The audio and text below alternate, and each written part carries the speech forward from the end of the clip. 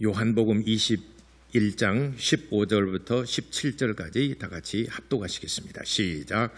그들이 조반 먹은 후에 예수께서 시몬 베드로에게 이르시되 요한의 아들 시몬아 네가 이 사람들보다 나를 더 사랑하느냐 하시니 이르되 주님 그러하나이다.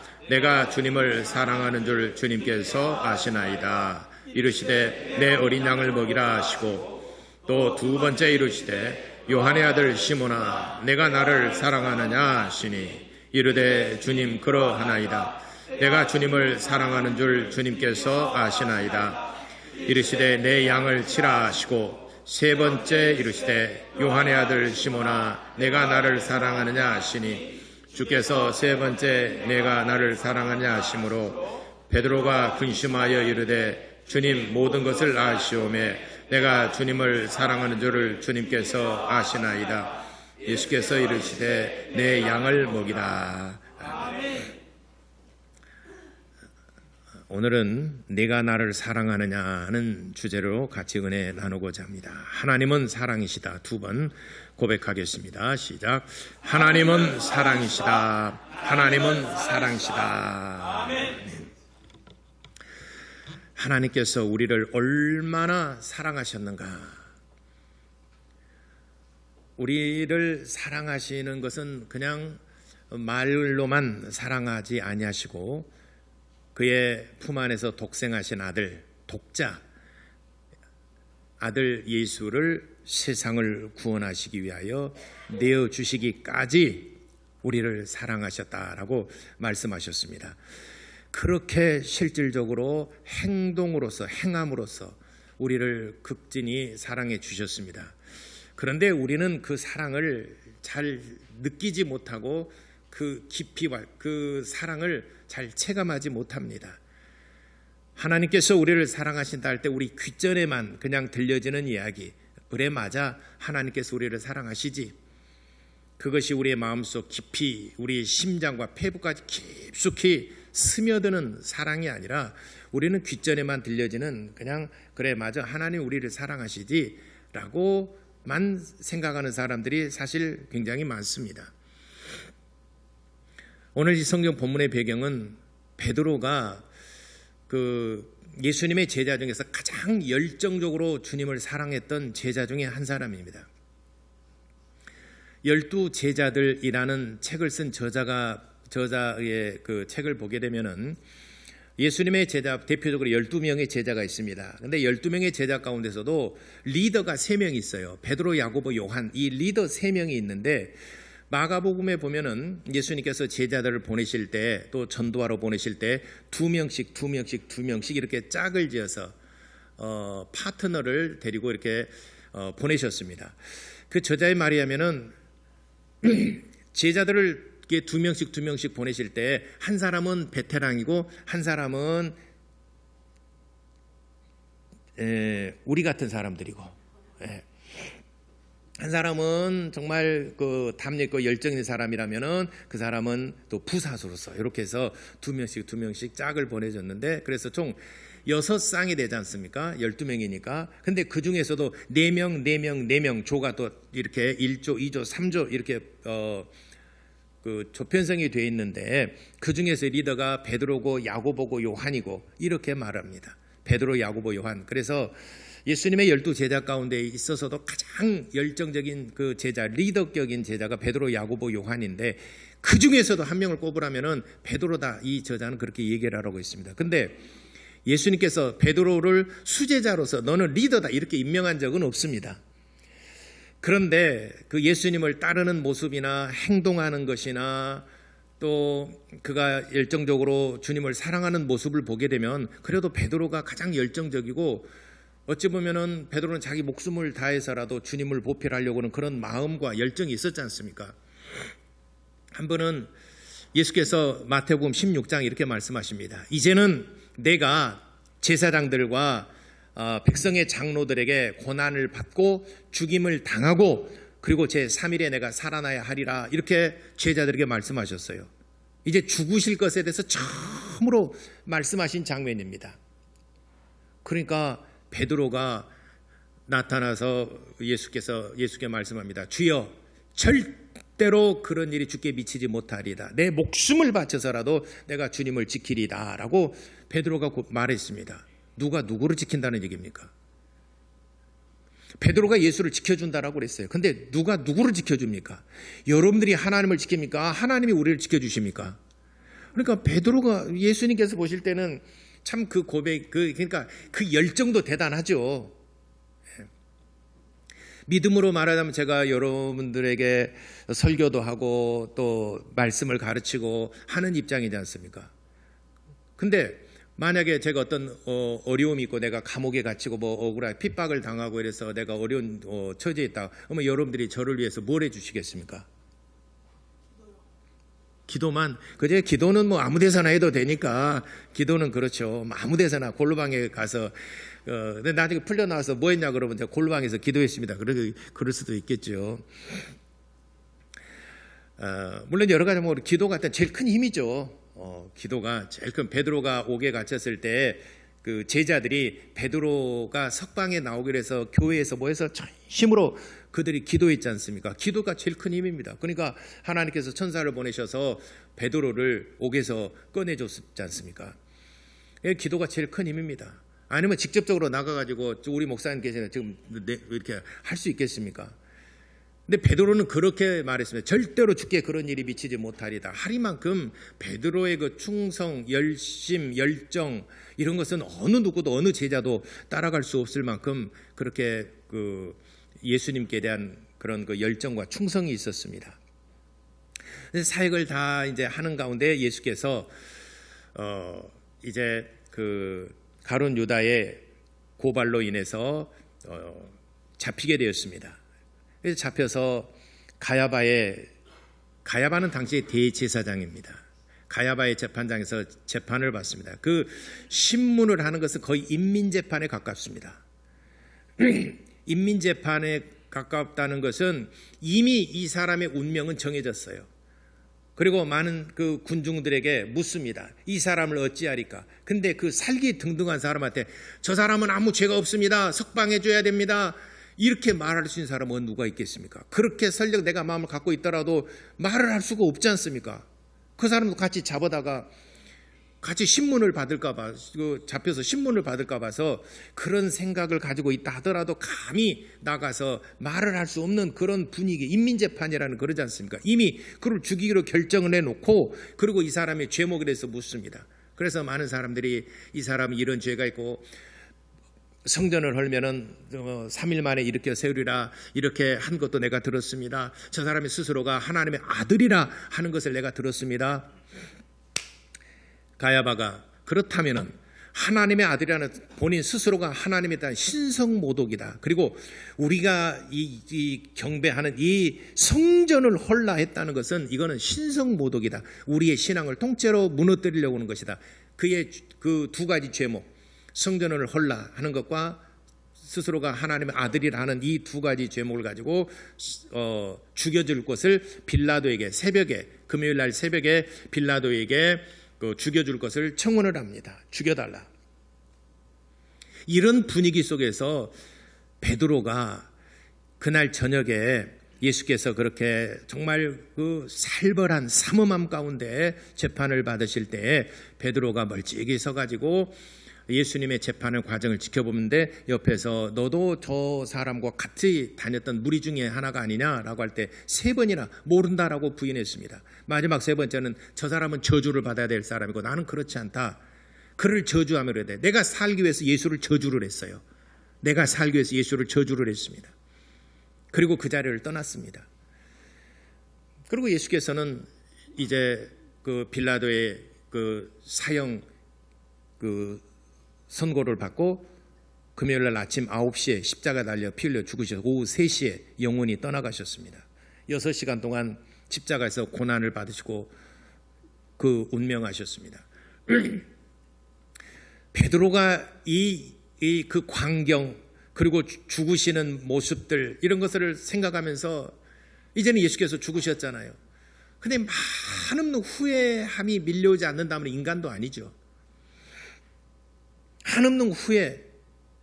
그러면서 아마 이런 생각도 했을 것 같아요.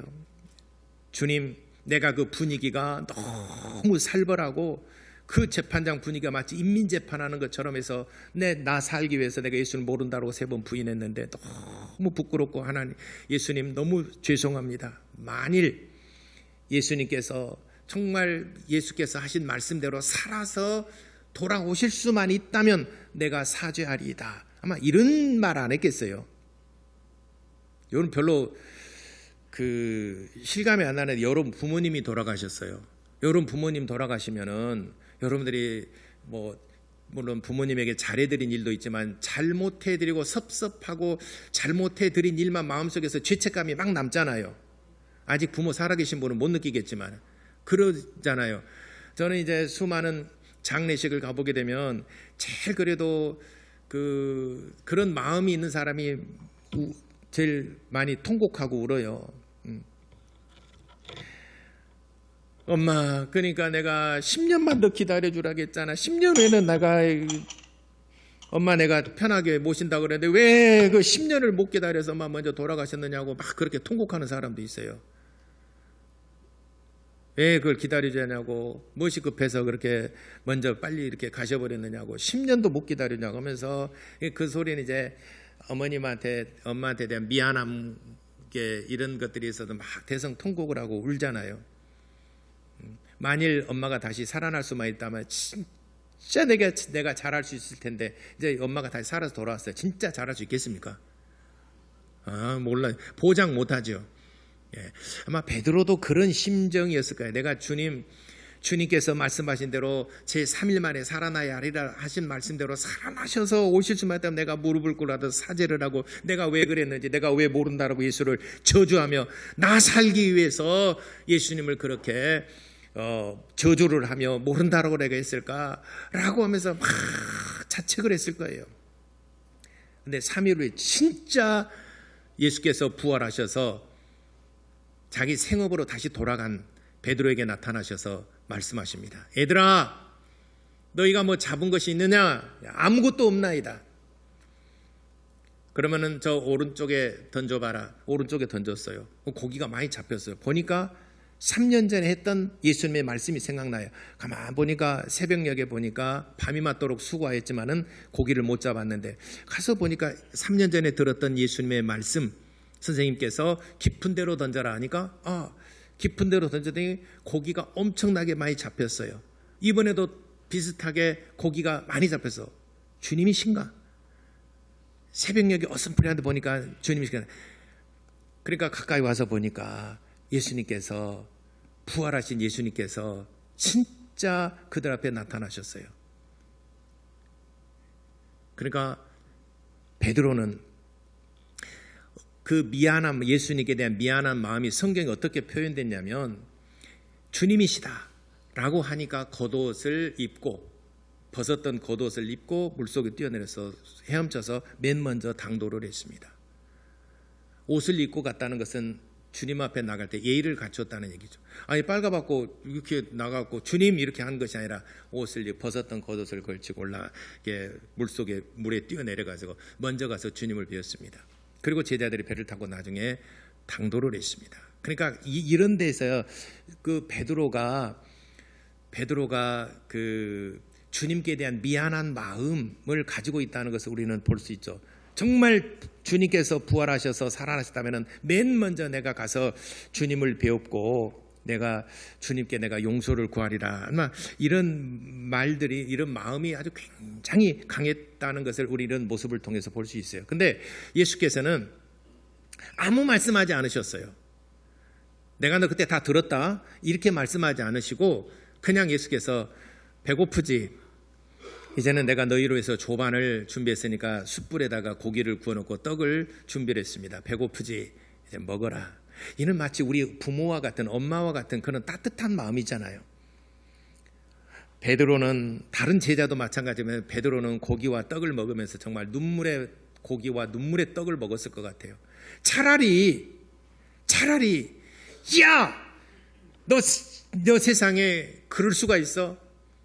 주께는 절대로 그런 일이 미치지 못하리다. 나한테 그렇게 맹세하며 충성을 맹세했으면서 너 세상에 그럴 수가, 차라리 뭔가 이렇게 야단하고 책망을 했으면은 그래도 더 마음이 더 편할 건데 책망도 안 하시고 그냥 어찌 보면은 베드로는 그런 것을 마음 단단히 먹고 아마 주님께서 단단히 화가 나셔서 책망하실 거다. 사람 같으면 그럴 수 있잖아요. 근데 기다리고 있었는데 예수께서는 의외로 아무 말씀하지 않으셨어요. 그리고 조반을 만들어 놓고 배고프지? 먹어라. 숯불에 구운 고기와 또 떡을 먹습니다. 다 식사를 마쳤어요. 이제는 주님께서 내게 뭔가 책망하시겠지 준비하고 있는데 예수님께서 베드로에게 다가가셔서 드디어 베드로와 마주치면서 하는 장면이 오늘 본문의 말씀이에요. 책망하지 아니하시고 너 나를 사랑하느냐라고 물으셨어요. 이게 정말 눈물 날 얘기잖아요. 너 나를 사랑하느냐. 그러니까 베드로가 내가 주님을 사랑하는 줄을 주님이 아시지 않습니까? 그러니까 베드로가 예수께서 내 어린 양을 먹이라. 두 번째도 똑같이 네가 나를 요한의 아들 시몬아 네가 나를 사랑하느냐. 주여 그러하이다. 내가 진심으로 주님을 사랑하나이다. 그러니까 내 양을 치라. 또 세 번째도 동일하게 네가 나를 사랑하느냐 물으셨습니다. 그러니까 베드로가 근심하며 내 마음을 믿지 못하는 것인가? 나는 이게 정말 진심인데 나를 믿어주지 못하는 것인가? 근심하며 가로되 내가 주를 사랑하는 줄 주님이 아시지 않습니까? 하고 주님을 사랑한다고 하니까 내 양을 먹이라라고 세 번 네가 나를 사랑하느냐라고 물으셨어요. 그러니까 베드로는 내가 주님을 사랑합니다라고 고백할 때에 내 어린 양을 먹이라, 내 양을 치라, 내 양을 먹이라 이렇게 양을 주님을 사랑한다는 그 신앙의 고백을 받으시고 정말 주님을 사랑한다는 걸 아시고 베드로에게 양무리를 맡기셨어요. 자, 우리가 여기서 성경에 보면은 그냥 세 번 네가 나를 사랑하느냐라고 물으시고 내가 주님을 사랑합니다 이렇게 대화를 나눴는데 헬라어에 보게 되면은 사랑이라는 개념이 세 가지 개념이 있어요. 첫 번째 개념은 뭐냐면은 부모가 자식을 사랑하는 아가페 사랑이 있어요.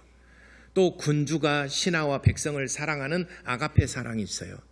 그 다음에 두 번째 사랑은 자식이 부모를 사랑하는 필레오 사랑이 있어요. 또 신하가 한 군주를 사랑하는 충성을 맹세하는 필레오 사랑이 있어요. 세 번째 사랑은 남녀 간의 이성적인 사랑 에로스라는 사랑이 있어요. 우리는 전부 다 사랑이라고 하는 한 단어로 표현하고 그때그때 상황에 따라서 우리는 그 느낌을 캐치를 하는 것이죠. 근데 여기는 단어로 헬라어 단어로 정확하게 아가페나 필레오냐 정확하게 표현을 했습니다. 자, 다시 한번 우리 성경 본문에 돌아가서 15절에 내가 나를 사랑하느냐라고 예수께서 물으실 때는 아가페 하느냐라고 물어보셨어요. 아가페. 베드로는 내가 주님을 필레오 합니다라고 그렇게 대답을 했어요. 아가페 사랑 뭐냐면은 아까 다시 말씀드리자면은 군주가 모든 신하들과 백성들을 다 사랑하는 군주의 마음이에요. 좀 더 좁혀서 말하자면은 부모가 자식이 여럿 있지만은 모든 자식을 다 사랑하는 그런 사랑이에요. 이런 사랑을 아가페 사랑이라고 그래요. 네가 아가페 사랑하느냐라고 물은 것은 뭐냐면은 여러 사람들을 네가 사랑하는 중에 그 중에 한 사람으로 나를 그렇게 사랑하느냐라고 물었어요. 약간의 책망성이 있는 그 베드로의 진심을 알고자 하는 그리고 약간의 책망성이 있는 네가 나를 지금까지 대하기를 다른 동료들과 그리고 랍비들 그 중에 한 사람으로 나를 그렇게 지금까지 나를 사랑했느냐라고 물었어요. 그러니까 베드로가 대답하기를 주님 그렇지 않습니다. 나는 주님을 필레오합니다. 그러니까 군주에게는 많은 신하가 있지만 신하 입장에서는 딱 군주는 하나밖에 없잖아요. 한 사람밖에 없잖아요. 그리고 부모는 많은 자식이 있을지라도 자식에게는 나를 낳아준 부모는 딱 한 분밖에 없잖아요. 그러니까 세상에 부모들이 많이 있지만은 오직 나를 낳아준 우리 어머니 아버지만 나의 사랑이십니다. 이런 고백이에요. 그리고 정말 충신은 한 군주만을 모시지 않습니까? 그러니까 베드로가 대답하면 나는 오직 나의 주님은 오직 예수님밖에 없습니다 라고 고백을 합니다. 또 두 번째도 물어봅니다. 네가 나를 아가페 하느냐? 두 번째도 똑같이 아가페라는 말로 물어봅니다. 여러 사람들 중에 한 사람으로 나를 그렇게 사랑하느냐? 네가 사랑하는 사람이 많이 있는데 그 중에 한 사람으로 나를 사랑하느냐? 그렇게 또 두 번째도 똑같이 물어보십니다. 베드로는 그렇지 않습니다. 나는 주님을 필레오합니다. 오직 나의 주님은 예수님밖에 없습니다. 라고 대답을 합니다. 세 번째, 예수께서 질문하실 때는 단어를 바꿔요. 네가 나를 진짜 필레오, 나만을 사랑하고 나를 특별하게 오직 나만을 사랑하느냐라고 하니까 베드로의 마음에 변화가 생기는 거죠. 그의 마음에 근심하며, 그 근심했다는 것은 마음에 말할 수 없는 이제 회한이 막 찾아오는 거죠. 그렇습니다. 나는 오직 주님만을 사랑합니다 라고 고백합니다. 그러니까 예수께서 질문하실 때는 아가페 아가페, 마지막에 필레오라고 묻습니다. 베드로는 시종일관 나는 필레오합니다. 나의 주님은 오직 예수님밖에 없습니다. 나의 주님은 오직 내 앞에 계신 분만이 나의 주님이십니다 라고 고백을 합니다. 이런 고백을, 신앙의 고백을 들으시고 내 양을 먹이라 하고 예수께서 사랑하는 양무리를 맡기셨습니다. 오늘날 하나님께서 주님의 그 사랑은 일을 맡기실 때도 정말 주님을 사랑하는 자들에게 주님께서 귀한 일들을 맡기십니다. 네가 정말 사랑하느냐? 네가 정말 주님을 필레오, 오직 많은 신이 있다 할지라도 오직 주님만을 사랑하느냐? 그를 물어보시는 것입니다. 여러분도 주님을 정말 사랑하십니까? 베드로가 고백한 것처럼 오직 주님만을 사랑하십니까? 저도 그렇게 생각을 했었어요. 제가 예수님을 믿고 그 전에 제가 예수님을 교회는 다녔을지라도 제가 하나님에서 잘 알지 못했을 때는 그냥 교회를 다녔어요. 뭐 특별한 의미를 가지고 부여하고 교회를 다닌 것이 아니었습니다. 근데 제가 예수님을 영접하고 만나고 난 다음에는 내 삶이, 내 생각이 완전히 바뀌어졌어요. 오직 예수님 정말 사랑합니다. 예수님 정말 사랑합니다. 이제는 예수님을 위해서 평생 떠나지 아니하고 예수님을 섬기며 예배하며 살겠습니다 라고 그렇게 고백을 하면서 한없는 눈물을 흘리면서 내 삶이 완전히 바뀌어졌어요. 그 전에 하나님이 멀리 있었는데 이제는 하나님께서 내 마음속에 계시다는 것을 알고 내가 하나님을 알고 난 다음부터는 내 삶이 완전히 변화된 삶 바뀌었습니다. 그렇게 해서 제가 한 1년, 2년 정도 지나니까 교회 우리 청년들이 이제 청년회를 조직하자, 청년회를 만들자. 그래서 청년회를 이제 만들었는데 그때가 우리 청년들이 한 10명, 12명, 12명, 12명 정도 됐었습니다. 청년회를 만들자 해서 저는 그때 그 중추적으로 역할하는 사람도 아니고 이제 교회 다닌 지 얼마 되질 않아서 있었는데 어쨌든 교회 제일 오래 다녔던 그 형제가 우선 대표로 회의를 진행하고 그러는데 투표를 했어요. 청년회장 투표를 했는데 제가 압도적으로 당선이 됐어요. 이게 뭔 일인가? 나는 그 청년회장 생각지도 않았는데 몰표가 나온 거예요. 내가 나중에 훗날 물어보니까 지게들끼리 다 담합을 했대요. 나한테 몰아주자고. 그래서 어떨결에 제가 청년회장이 돼버렸어요. 아이고, 내가 청년회장이 됐는데 이거 뭘 어떻게 해야 될지 캄캄해요. 제가 청년회장이 되고 이제 12월 달에 투표를 해서 회장이 되고 1월 달에 청년회장이 됐는데 이제 하는데 저보다 4살 많은 형이 있어요. 2사람이 있었어요. 저보다 4살 많은 형 2사람이 있었는데 그 형들이 이제 우리도 조직은 하지 않습니까? 제가 청년회장이고 부회장도 있고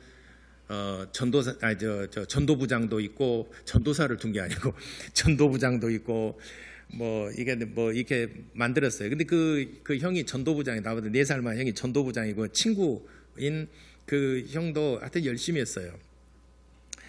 그래서 이제 청년한데 1월 무렵에 제가 청년회장하고 내가 뭘 해야 될지 그냥 고민 중에 있을 때 그 전도부장 형이 저한테 그래요. 회장님. 근데 저한테도 회장이라고 깍듯이 해요. 회장님. 회장이 먼저 모든 것에 솔선수범을 보여야 됩니다. 그래서 뭘 솔선수범 보이면 되냐고 물었어요. 그랬더니 회장이 먼저 전도에 솔선수범을 보여야 된다고. 그래서 전도를 어떻게 하는데요? 나는 전도를 한 번도 안 해봐. 어떻게 해야 되는데요? 그랬더니 그러면은 같이 버스 전도하자고 그래요. 아니 지금 내가 지금 이게 청회장 한다는 것도 그 직분을 맡은 것도 지금 부담이 100배인데 버스 전도 안 돼. 나 버스 전도 못 한다고 그랬어요. 여러분 한번 생각해 보세요. 여러분 지금 나가서 우리 교회 다 버스 전도합시다. 버스에 올라가가지고 승객 여러분 안녕하십니까? 저는 반석교에서 나온 집사입니다. 여러분 예수 그리스도를 아십니까? 예수께서 이 땅에 오셔서 여러분의 모든 죄를 다 용서하시고 여러분들을 구원하셨습니다. 여러분 믿으시기를 바랍니다. 이거 하시겠어요? 버스에 올라가서 자꾸 성경책 끼고 여러분 가서 그 전도 설교 한 1분 설교 하시겠냐고요? 내가 지금 손 든 사람은요, 내가 진짜 끝나고 갈 수도 있어요. 나보고 하재 그거를 나 못한다고 그랬어요. 그러면은 회장님은 따라만 오래, 따라만 다니래. 그건 할 수 있다. 근데 실은 따라다닌 것도 부담스러워, 불편해요. 왜냐하면 전도지를 가지고 회장님, 내가 전도할 때 회장님은 이거 전도지만 나눠주세요. 근데 그것 자체도 힘들어요. 부담스러워. 왜냐하면 저 같은 팬이잖아요. 그 약장사가 이상하게 저 사람은 나 같은 편이자는 것을 이 전도지를 나눠줘야 되니까 전도할 때 전도지 나눠주라는 거예요. 앉아있는 승객들에게. 그것도 부담이 돼요. 그러나 하여튼 간에 자기가 전도할 때가 회장이면 따라만 오래요. 그건 할 수 있겠다고. 근데 회장인데. 그리고 따라 나갔어요. 그때 8번 버스를 타고 쭉 가면서 아주 뭐 2번 버스, 8번 번갈아 다니면서 전도를 진짜 잘하더라고요. 안녕하십니까 하면서 뭐 여러분 예수 그리스도를 믿으라고 막 그러고 또 내려서 또 다른 형이 그 친구 형이 또 가서 막 전도를 하고. 근데 처음에는 난 전도지도 안 나눠줬어요. 모른 척 하고 있었어요. 왜냐하면 내가 전도지 나누면 같은 팬이잖아요. 그것도 나는 부끄러웠어요.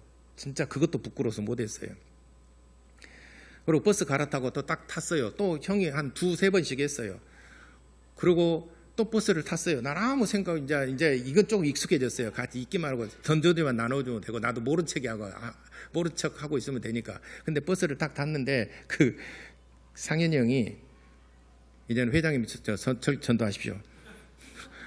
아니 난 아무 대책도 없는데 나보고 하래요. 그거를 이 미친 짓을 나보고 하래요. 이거 자꾸 성경책 들고 나보고 전도를 하래요. 못한다고 그랬어요. 회장님 마시라고 그러고서 자기는 막 이제 나를 위해서 기도해 주는 거예요. 나 기도해 주는 것도 싫어요. 나는 왜 나보고 기도해 주냐고 막. 나도 그 미친 짓을 해야 되는데. 근데 내 마음속에는 엄청나는 많은 갈등이 있었어요. 왜냐하면 우리가 그렇잖아요. 교회에서는 찬양하고 교제하고 회장이니까 믿음 있는 것 같이 느껴졌고, 나도 찬양하고 성가대도 하고 뭐 이렇게 하면서 나도 믿음 있는 것처럼 느껴졌잖아요. 나도 믿음 있는 줄 알고, 나도 서두에 말씀드린 것처럼 제가 예수님을 만나고 뜨겁게 예수님을 사랑하고 정말 마음속에 이제는 내 삶이 변화됐다라고 그랬잖아요. 그런데 여기서 그 버스 이 손잡이를 잡고 성경책을 끼고 전도 한 번 못한다는 것은 왜일까? 왜 내가 외치지 못할까? 내 체면 때문에. 내 체면 때문에. 혹시라도 승객 여러분 안녕하십니까? 예수 그리스도 그러면 야 병아 너 왜 이렇게 변해본? 혹시라도 나 아는 사람이 나를 그렇게 알아보고 이렇게 한다 그러면 얼마나 또 부끄럽고. 제가 그 버스 손잡이를 갖고 다녀서 망감이 교체를 했어요. 그래서 해야 된다는 강박관념, 해야 된다는. 그러면서도 또 하면은 또 부끄럽고 이런 그 망감이 교차하면서 교회에서는 안에서는 찬양도 하고 기도도 하고 예배도 드리면서 믿음 있는 것 청년회 회장으로 세워줬는데, 사역의 현장에서 내가 주님을 사랑한다고 말과 혀로는 주님을 사랑한다 하면서 내가 하지 못한 것은 내 체면 때문에, 내 어떤 그런 하여튼간에 여러 가지 부끄럽기도 하고 이런 것들 때문에 결국 하지 못하고 내려버렸어요. 버스에서. 그 부담감 때문에 버스에서 내려서 나 못하겠다고 내렸어요. 형들도 따라 내렸어요. 그러면서 그 형이 뒤따라오면서 그래요. 회장님 다음에 하면 된다고. 근데 다음에 하면 문제가 아니라 내 마음속에서는 지금 풍랑이 일고 있어요. 내 마음은 좀 평온하게 가고 있죠. 그때가 1월 달에서 눈도 오고 땅이 미끄러웠어요. 그때가 지금 대성학원 있는 데 있잖아요. 양양은 대성학원 있는 데서부터 걸어서 전대병원 있는 데 쭉 가면 성당도 있고 그러잖아요. 전대병원에 성당까지 한 코스를 걸어갔어요. 걸어가면서 눈이 오는데 눈을 맞으면서 저는 아주 울었어요. 내가 내 마음에 정말 내 마음 폭풍과 막 이게 풍랑이고 말할 수 없는 것들이 있는데 그 중에 내가 한 가지 결론 내린 것은 뭐냐면 난 주님을 사랑하지 않고 있다는 것입니다. 나는 주님을 사랑하는 줄로 알고 있었어요. 그런데 내가 내린 결론은 나는 주님을 사랑하고 있지 않습니다. 나는 주님을 사랑하는 것보다도 내 체면과 내 자존심과 내 어떤 이런 얼굴 이걸 더 내가 위에 올려놨지 주님을 더 사랑한다고 저는 결코 말할 수 없습니다. 그러니까 결론이 뭐냐? 내가 주님을 사랑하지 않고 있다라고 저는 그렇게 생각하니까 걸어가면서 한씩 마음에 또 눈물도 흘리지만은 마음속에 흐르는 눈물을 주체할 수 없었어요. 그리고 교회 안에서 내가 주님을 사랑한다고 찬양도 하고 이렇게 또 말씀도 가르치고 또 이렇게 교제도 하면서 내 믿음도 얘기를 하고 했는데 주마등처럼 싹 지나가면서 위선자, 거짓, 주님 사랑하지도 않으면서 그러니까 내 마음속에 말할 수 없는 것들이 막 교차를 했어요. 한 코스 걸어가고 뒤에서 형들도 따라오고 그러면서 내가 그랬어요. 형, 한 번 더 해보자고. 이제 반대편으로 교회를 가야 되니까 반대편은 전대병원 한 코스면 성당 건너편에 여기서 다시 이제 거꾸로 8번 버스 타고 가면서 제가 한번 해볼게요. 그랬어요. 그랬더니 기도하면서 나는 정말 어떻게 해야 될지 그러면서 기도하면서 설교문을 작성을 했어요. 형들이 했던 것처럼 하나님께서는 여러분들을 사랑하십니다.